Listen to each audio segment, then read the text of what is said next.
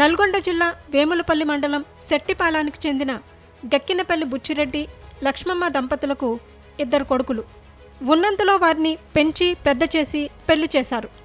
తనకున్న 9 ఎకరాల భూమిలో 6 ఎకరాలు 2 కొడుకులకు ఇచ్చి 3 ఎకరాలు తమ జీవనోపాధికి తమ వద్దే ఉంచుకున్నారు. ఇటీవల చిన్న కొడుకు దినేష్ రెడ్డికి 3 ఎకరాల భూమిని బుచ్చిరెడ్డి రిజిస్ట్రేషన్ చేయించాడు. దీంతో వీరి మధ్య భూ వివాదం మొదలైంది.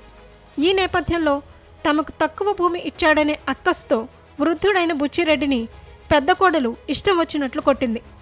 వీల్ చైర్లో కూర్చొని ఉన్న అతన్ని చెప్పు తీసుకుని ముఖంపై దారుణంగా కొట్టింది. వృద్ధుడైన మామను కోడలు కొడుతూ ఉంటే వారి పెంపుడు కుక్క అడ్డుకునే ప్రయత్నం చేసింది. తన యజమానిని కొట్టవద్దంటూ ఆ మహిళ వద్దకు వెళ్ళి అరుస్తూ వేడుకొంది. అయినా ఆ మహిళ ఆగలేదు. కొట్టవద్దని ఆ పెద్దాయన కాళ్ళు పట్టుకున్నా కనికరించలేదు. దాడి దృశ్యాలన్నీ అక్కడి సీసీ కెమెరాలో రికార్డ్ అయ్యాయి. ఆ దృశ్యాలు సోషల్ మీడియాలో వైరల్ అయ్యాయి. ఈ ఘటనపై నెటిజన్లు తీవ్ర ఆగ్రహం వ్యక్తం చేస్తున్నారు.